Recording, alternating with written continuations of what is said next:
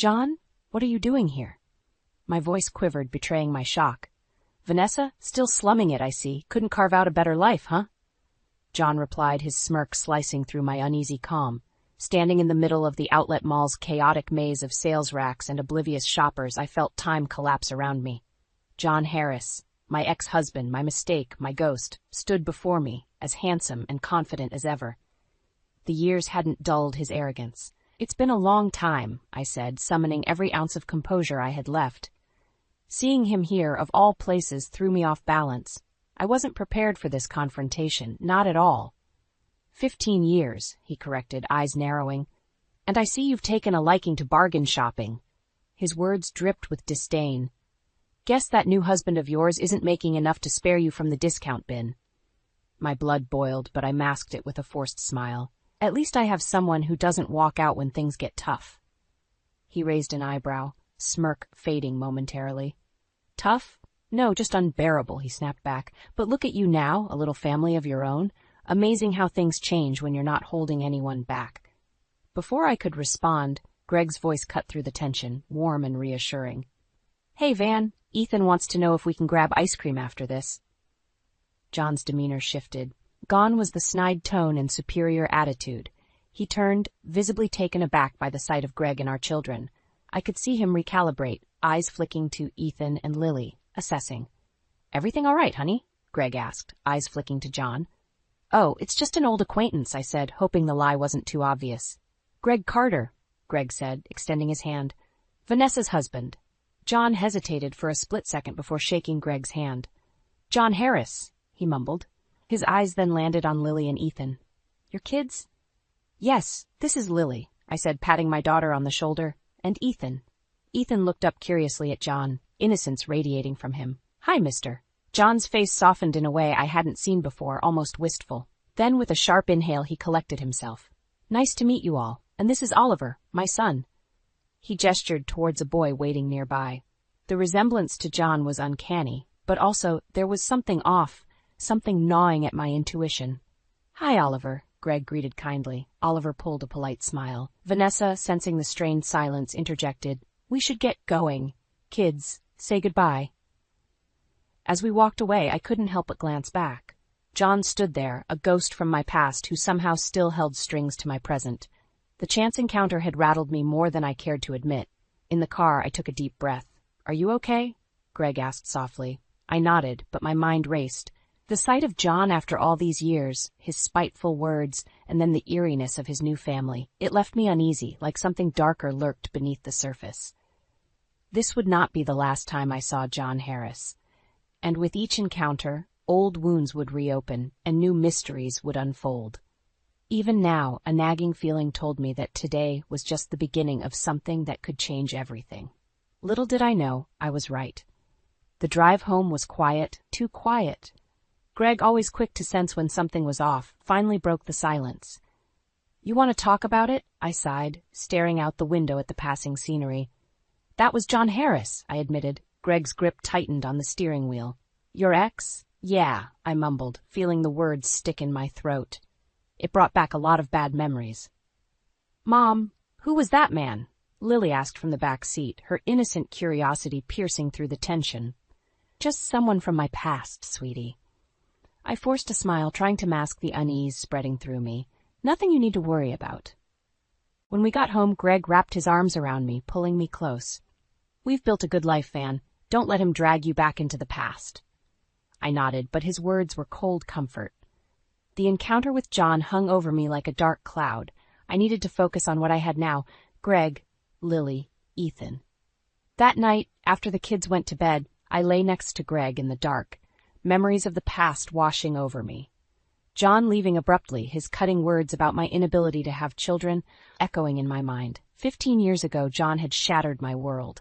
We were struggling with infertility treatments, each failed attempt driving a wedge between us. One day he just packed his bags and left, as if 10 years of marriage meant nothing. The next morning, as I sipped my coffee, Greg joined me.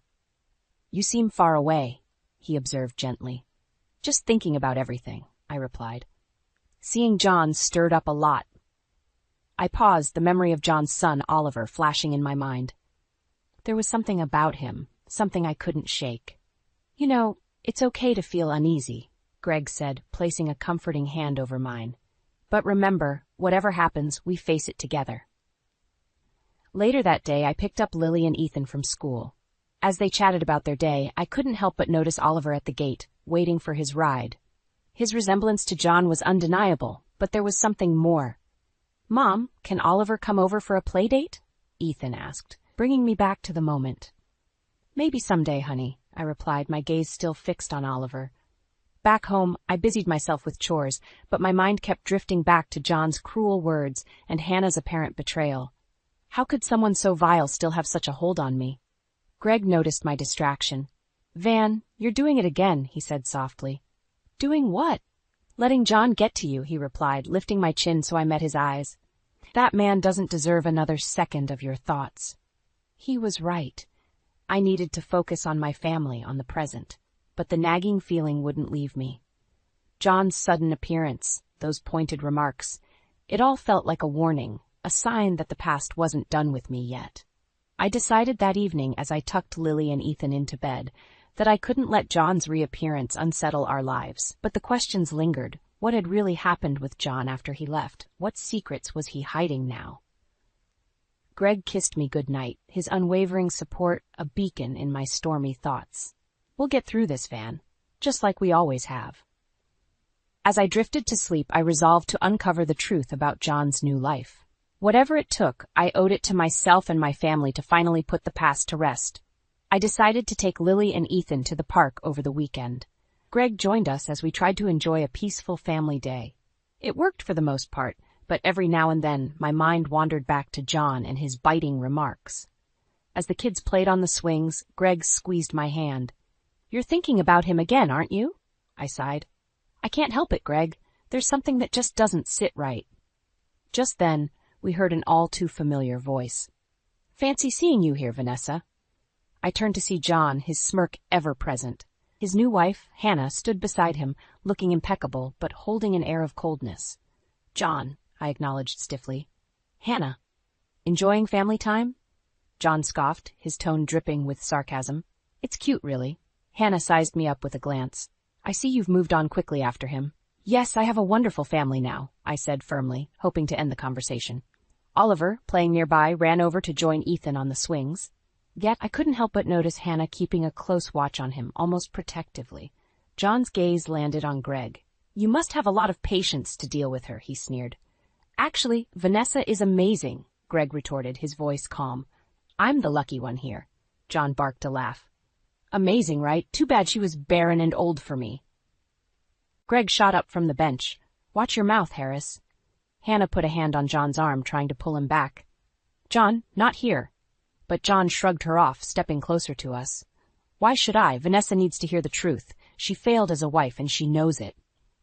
The anger in Greg's eyes matched the fury rising in my chest. "That's enough," I said, my voice low but steady. "We're not your punching bags anymore." As if on cue, Ethan ran over, followed by Oliver. "Mom, can Oliver come to our house sometime?" Before I could respond, Hannah interjected. "I don't think that's a good idea, Oliver." John glared at her, then back at me. "Yes, Oliver. Wouldn't want him around your bad influence, Vanessa." "Enough!" I shouted, startling everyone, including myself. "This petty need to belittle me in front of my family. It's pathetic, John." Greg stepped between us, facing John. "You heard her. Stay away from us." John's eyes glinted with a twisted sort of satisfaction. He relished getting under my skin.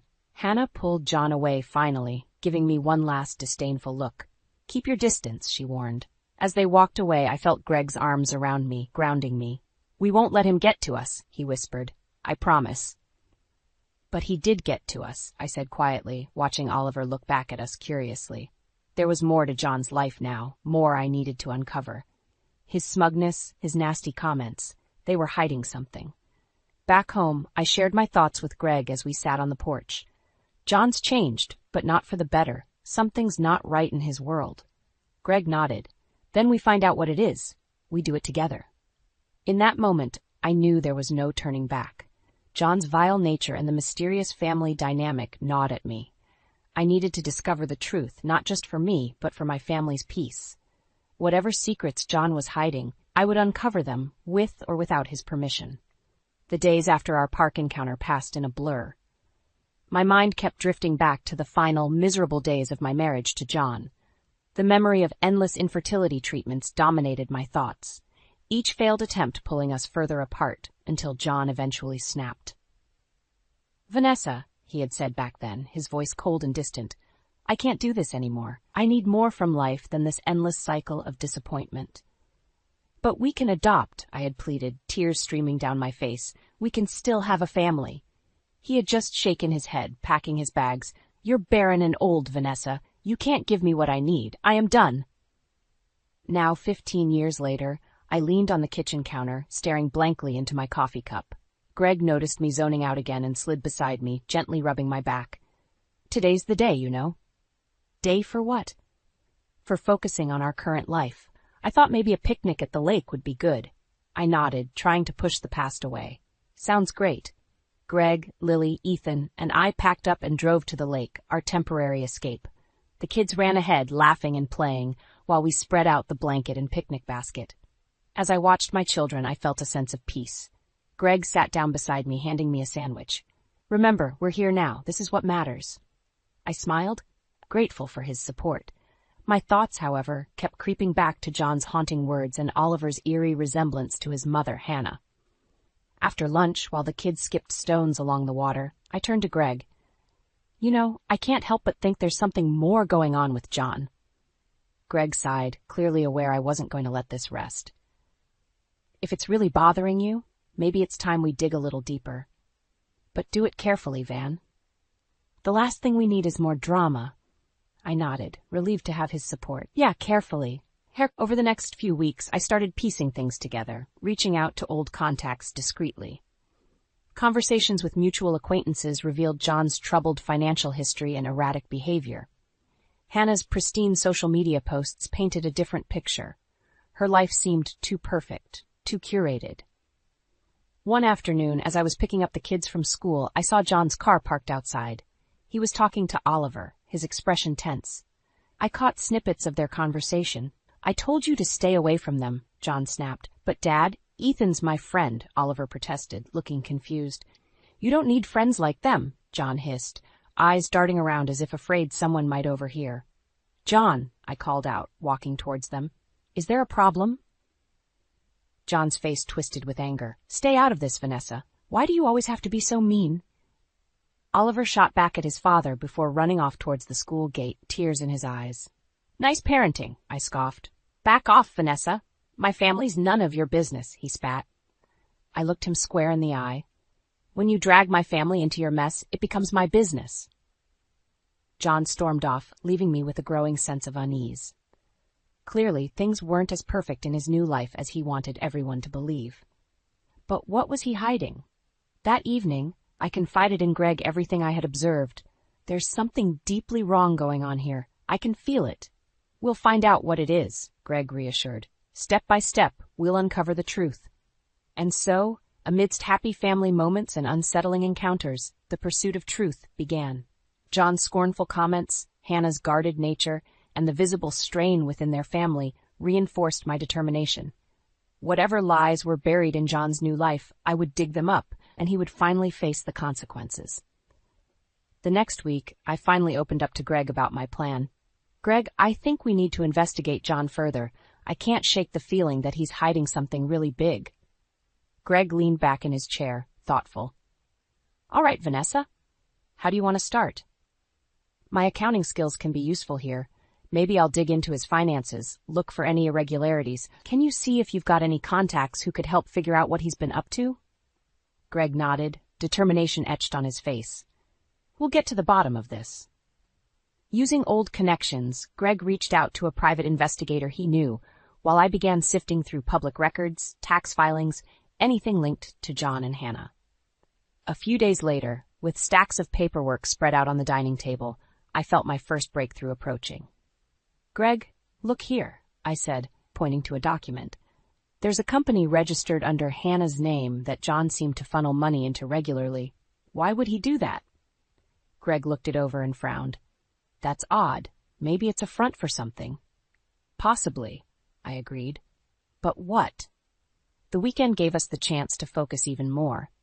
I think we should visit some of these addresses linked to the company, Greg suggested. It was late afternoon when we found ourselves outside a dilapidated warehouse. It felt like a scene from a movie, quiet, almost too quiet. We walked around the building, looking for anything unusual. As we turned a corner, we spotted John arguing with a rough-looking man. "Did you think I wouldn't find out?" the man growled. "Back off, Larry. This isn't your business," John snapped. "It is when you owe me," Larry shot back, their voices getting louder. Greg pulled out his phone and started recording discreetly. I watched, feeling a mix of fear and curiosity. Before we could gather more, John and Larry left, their argument echoing in the empty space. Back in the car, my heart raced. "Did you get that?" I asked Greg. "Every word," he said, showing me the recording. "Why's he dealing with shady people?" "I don't know, but we're getting closer," I said. Over the next few days, things got more complicated. The investigator Greg contacted found something crucial. John had a vasectomy years ago, meaning he couldn't have fathered Oliver. This revelation hit me like a truck. "Greg, this changes everything," I said, shocked by the news. Greg's face hardened. "We have to confront them. This is bigger than we thought." So, preparations began for an upcoming alumni event where we knew John and Hannah would be present. Greg printed out documents confirming the vasectomy, and I prepared myself for a public showdown. I spent evenings rehearsing what to say, fluctuating between anger and determination. Greg stayed close, his support unwavering. "Remember, you're doing this for the truth," he reminded me. Finally, the night of the event arrived. My heart pounded as we approached the venue, arm in arm. Spotting John and Hannah, we headed straight for them. "Vanessa, Greg, what a surprise," Hannah said, her smile tight. "We need to talk," I declared, voice steady but loud enough to draw attention. John's eyes narrowed. "What now?" Greg pulled out the documents and handed them to John. "Explain this," he demanded. John's face turned white, his bravado crumbling. "You've been spying on me?" "Truth has a way of coming out," I said evenly. "What do you have to say, John?" The room grew silent, everyone's eyes on us. Hannah's face turned crimson as she understood what was happening. The web of lies and deceit was unraveling right before them, and there was no stopping it now. The truth about Oliver's parentage, John's vasectomy, and the financial irregularities, all exposed in public. As John faltered, trying to regain control, Hannah's tears and sputtered excuses sounded like hollow echoes in the room, filled with stunned silence. This confrontation was just a step in uncovering the deeper truth, but it was necessary. As we walked away, leaving the shocked crowd and shattered reputations behind, I felt a weight lift. The past no longer shackled me. Now I was ready to face whatever came next. The air was thick with tension as the whispers started, eyes glued to the scene unfolding in front of them. John stood there, hands shaking, holding the documents we just handed him. His attempt to maintain composure was failing miserably. "What is this?" he stammered, glancing at the papers and then back at me. I crossed my arms, feeling a sense of vindication. "It's proof, John. Proof of your lies. You had a vasectomy years ago. You couldn't have fathered Oliver." Hannah's face turned pale as she tried to pull John away. "This isn't the place for such accusations," she hissed. "Then, when is the right time, Hannah?" I shot back, my voice loud enough for everyone to hear. "Maybe you should explain how Oliver came to be." The crowd around us grew larger, their curiosity tinged with judgment. John swallowed hard, anger replacing his initial shock. "You've gone too far, Vanessa." "Too far?" I laughed bitterly. "You're the one who left me, who lied and cheated. This is just the truth coming out, John." Hannah's eyes filled with tears, but she remained silent. The room seemed to hold its breath, waiting for the next bomb to drop. Greg, standing beside me, placed a reassuring hand on my shoulder. "We're not backing down, John. The facade ends here." With a burst of arrogance, John attempted to regain control. "This doesn't prove anything. You can't destroy me with baseless accusations." I met his gaze, and for the first time, I saw fear lurking behind his anger. "It's not baseless. We had a private investigator look into it. We have the proof. You're a fraud, John." Hannah broke down, sobbing uncontrollably. "This wasn't supposed to happen like this," she cried, her voice cracking. "I didn't mean for it to go this far." The realization hit John like a ton of bricks. He turned to Hannah, his eyes wide with betrayal. "You knew?" Hannah nodded, unable to meet his eyes. "I thought I could make it work, that you wouldn't find out." John's rage boiled over. "You ruined everything," he shouted. "You and your lies." I took a step forward, looking directly at Hannah. "Why, Hannah? Why lie about a child's parentage?" She looked up, tears streaming down her face. "I wanted a family. I knew John wouldn't stay if he knew the truth." The room gasped, the weight of her confession hanging heavily in the air. Oliver, standing at the edge of the crowd, looked between John and Hannah, confusion and hurt etched on his young face. "Oliver," I called gently, "come here, honey." He hesitated, but then walked towards me, his eyes searching mine for answers. "Is this true?" he whispered, his voice trembling.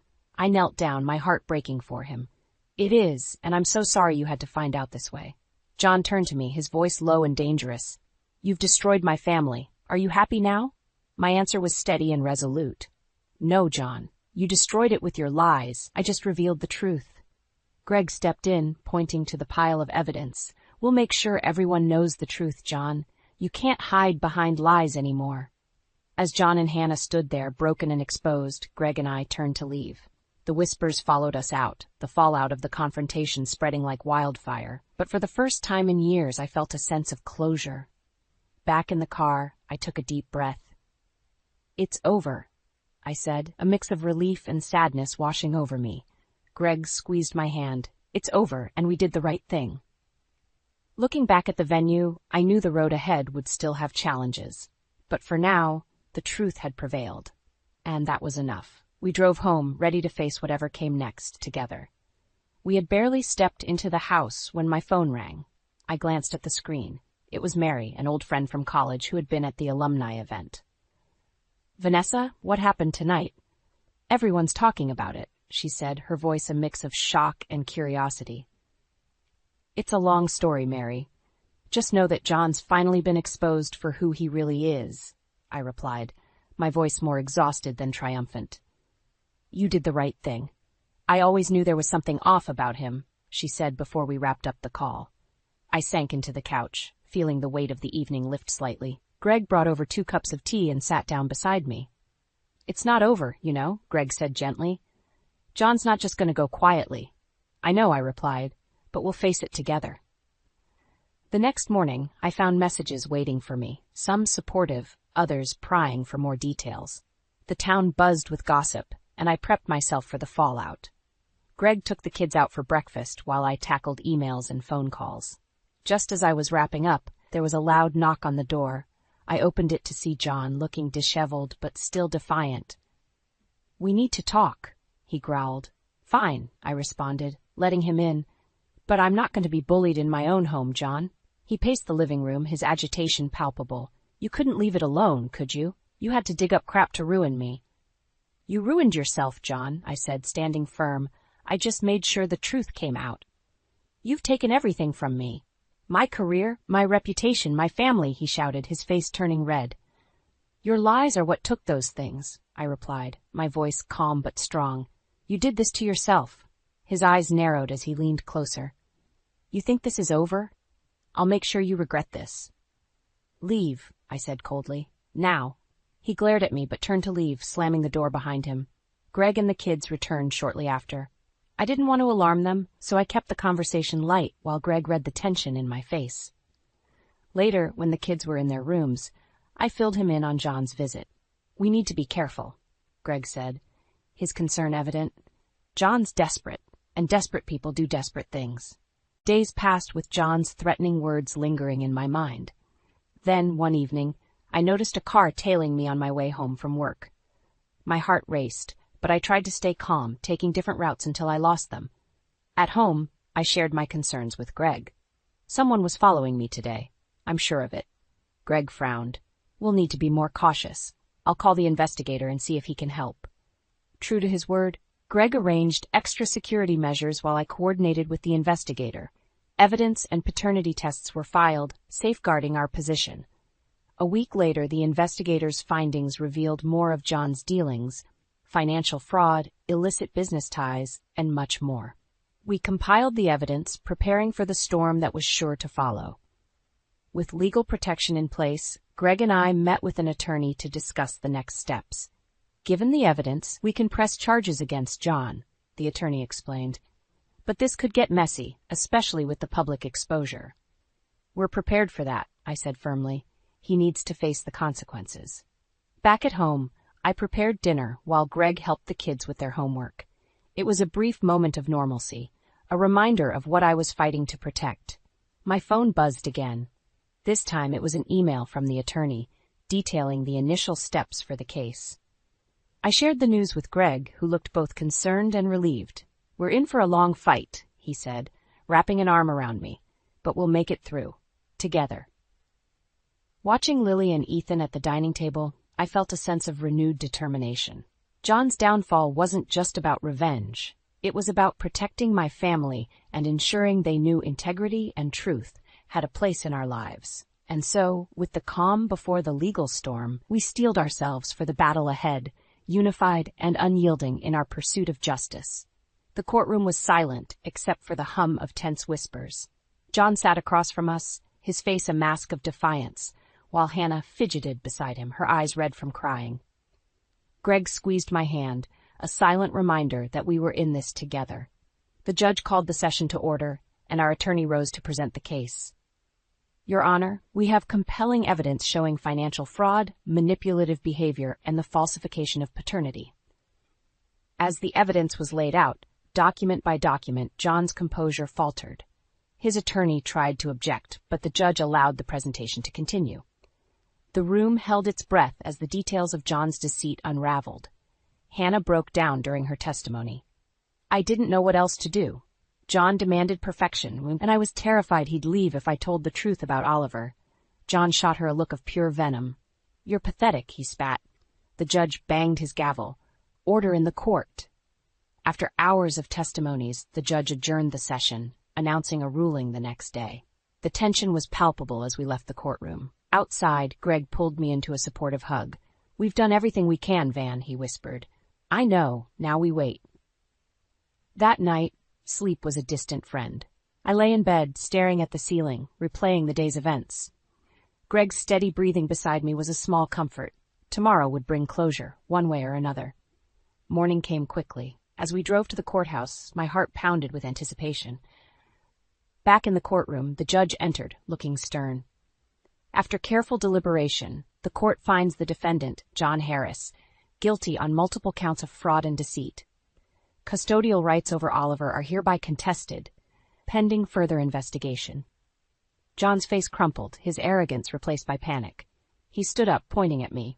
This is your fault, Vanessa. You and your vendetta. I stood my ground. No, John. This is the consequence of your actions. You did this to yourself. As the court officers escorted John and Hannah out, a sense of immense relief washed over me. We had won. The truth had prevailed. Outside, the sun shone brightly. Greg hugged me tightly, and the kids ran up, their innocent faces asking if everything was finally over. Yes, it's over, I said, smiling through tears. We're free.